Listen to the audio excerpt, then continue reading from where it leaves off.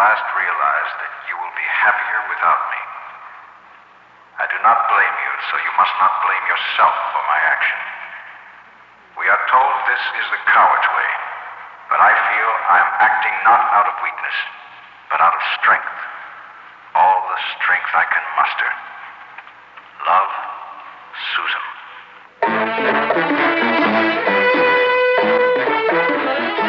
Theater 5 presents To Be or Not to Be, Maybe.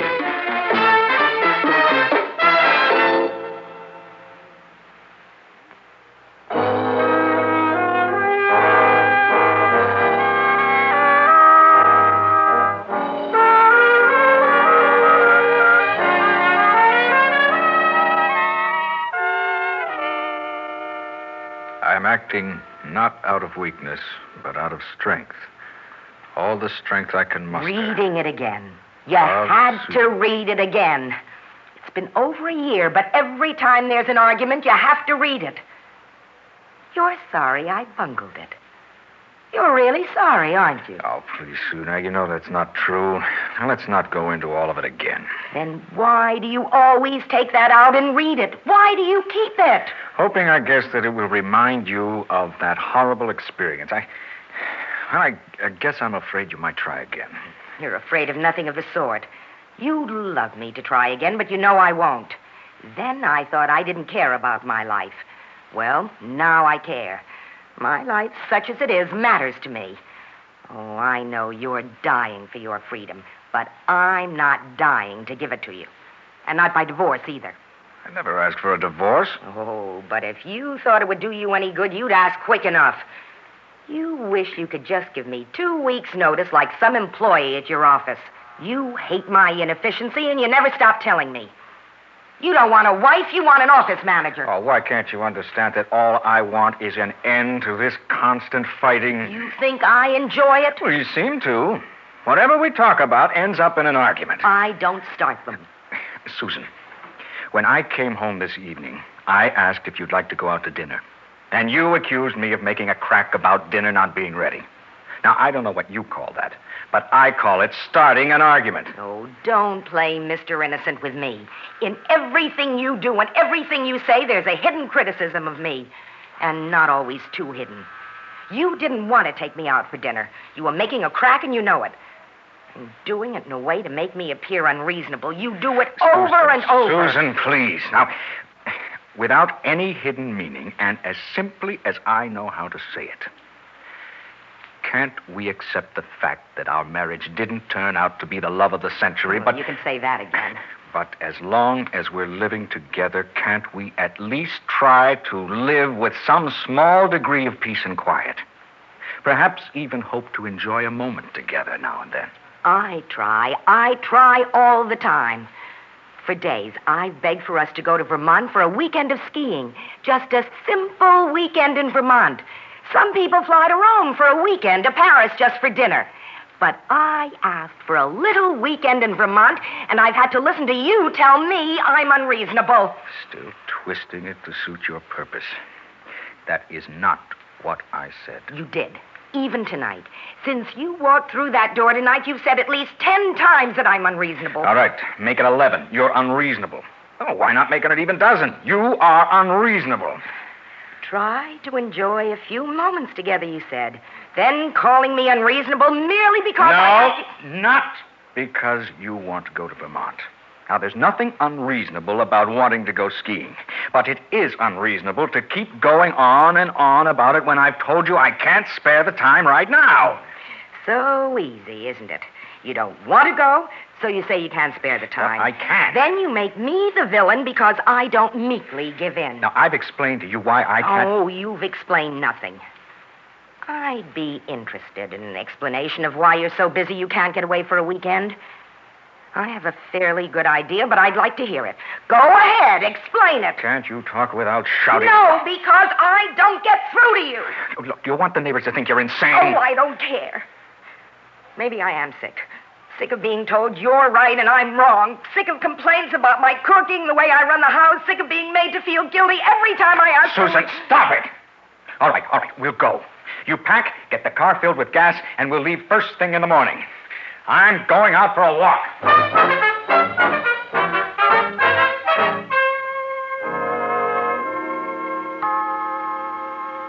It's a fine arrangement for you. When things get too unpleasant at home, you come here. But what about me?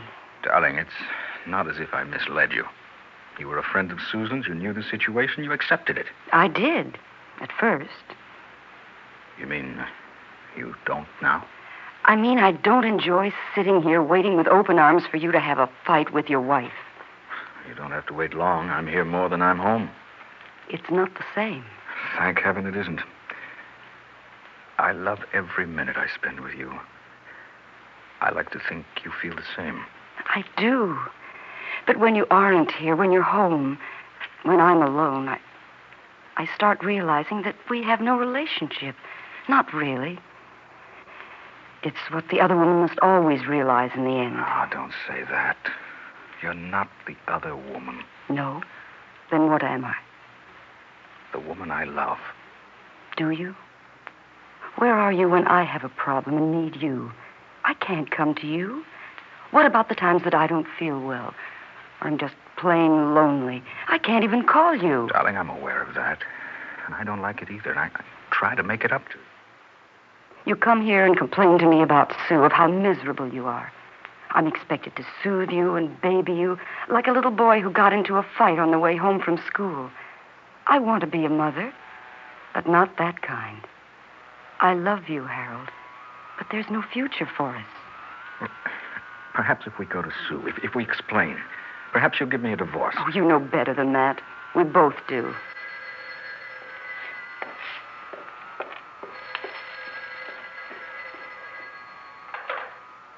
Hello? Hello? Who is it? Who's there?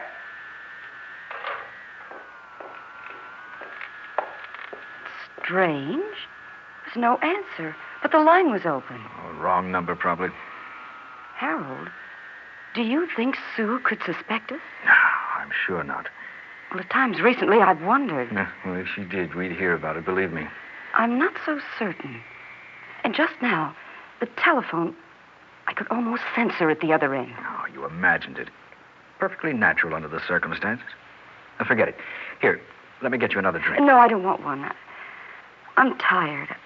I really think you ought to leave. Go home, please. I can't leave you now, not after the way you've been talking. Staying another hour, 2 hours, what would that solve? I can't leave when you're upset. Laurie, Yes? Susan did try to take her life once, remember? Of course I remember. Maybe she will again. Harold, please.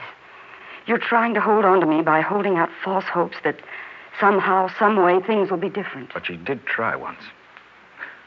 We don't know she won't. Yes, we do. She had no intention of suicide. It was just another one of her sick tricks.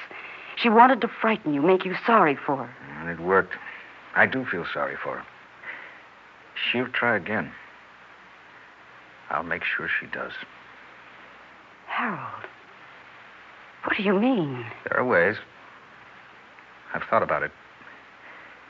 She'll try again. And want to or not, this time she'll succeed.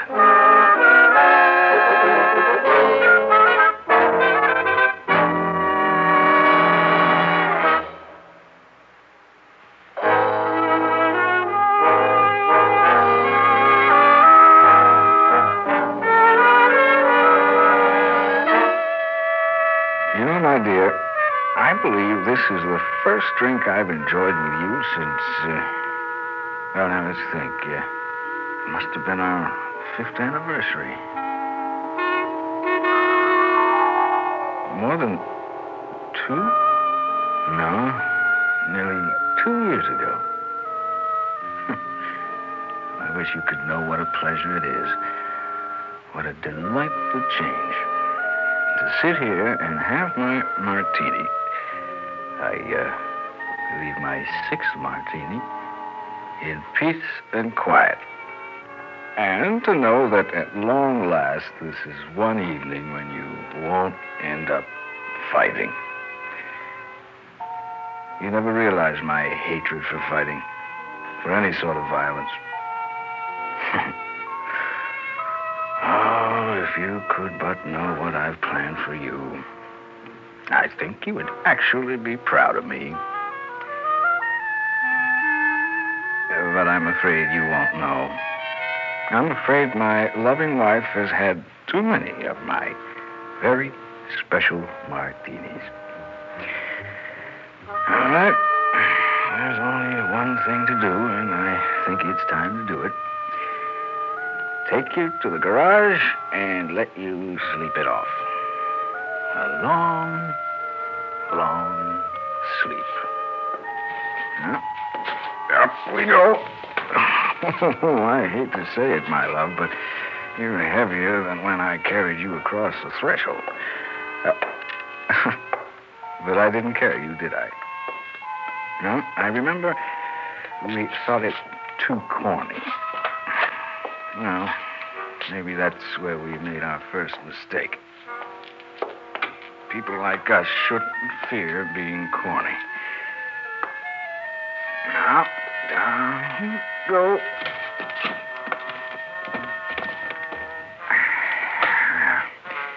Now, let's see.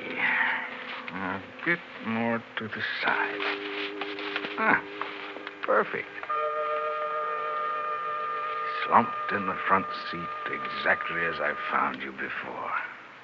Now, your note. Your sweet, thoughtful suicide note. It was that one line you wrote. I have at last realized you will be happier without me. You see, my dear, it proves that with a little effort, two people, even two people like us, can find something upon which they can agree. There's no question but that you were completely right. I shall be much happier without you. Now, the hose through the window. Now to connect it.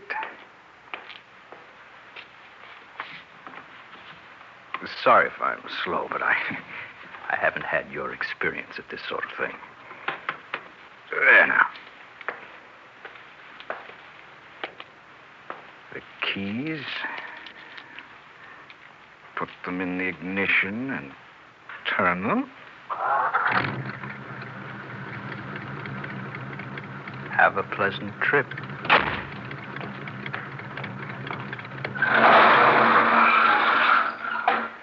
Darling wife, bon voyage to the undiscovered country.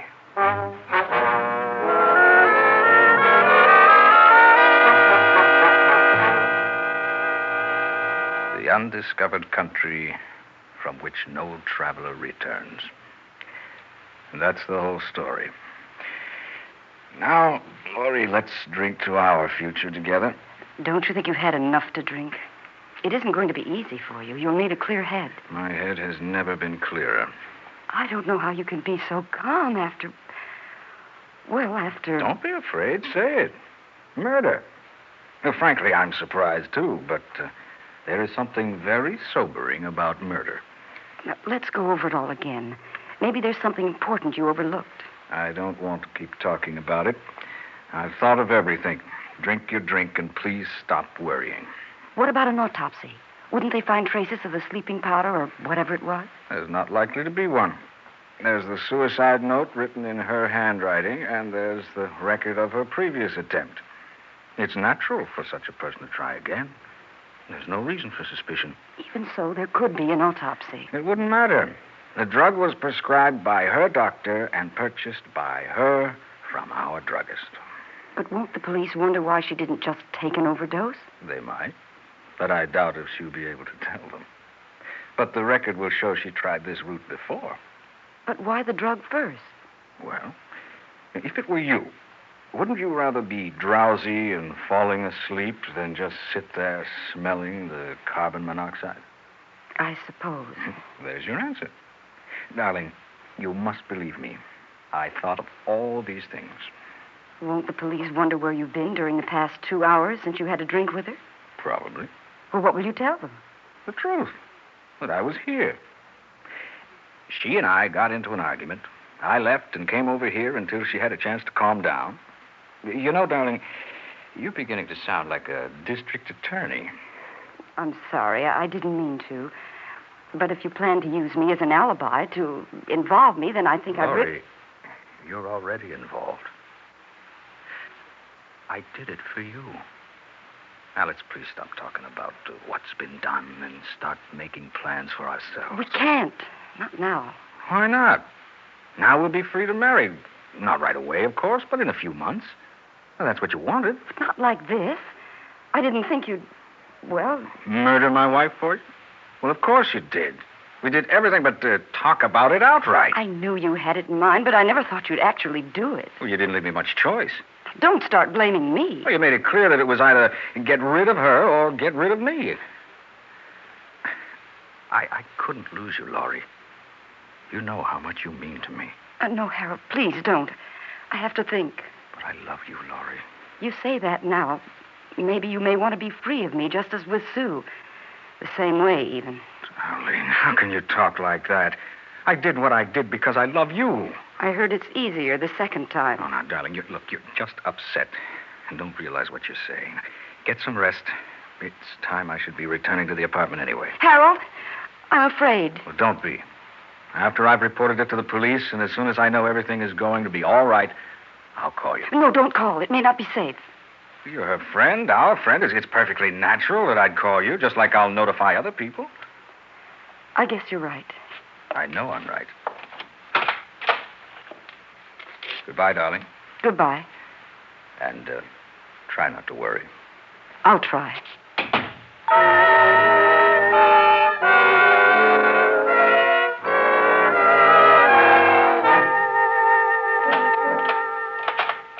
Susan?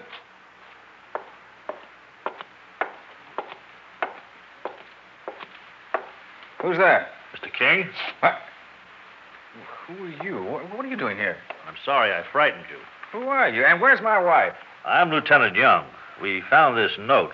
It's addressed to you. Let me see it. Oh, no. Susan, no, not again. Where is she, Lieutenant? I want to see my wife. Where is she? Here I am, darling. Susan, I thought that...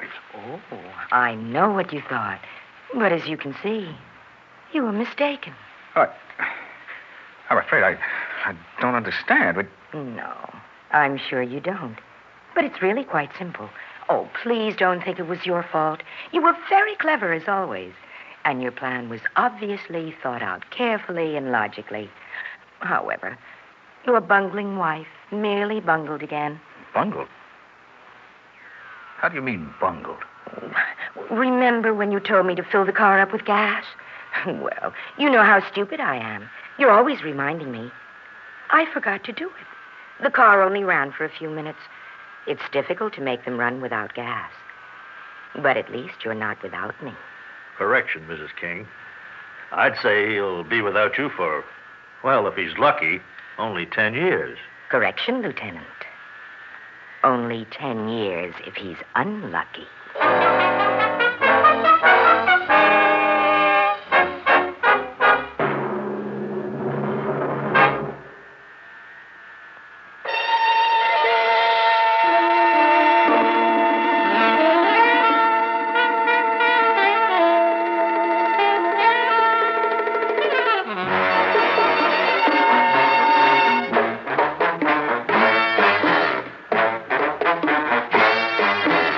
Theater 5 has presented To Be or Not to Be, Maybe, written by Claude Travers and directed by Ted Bell.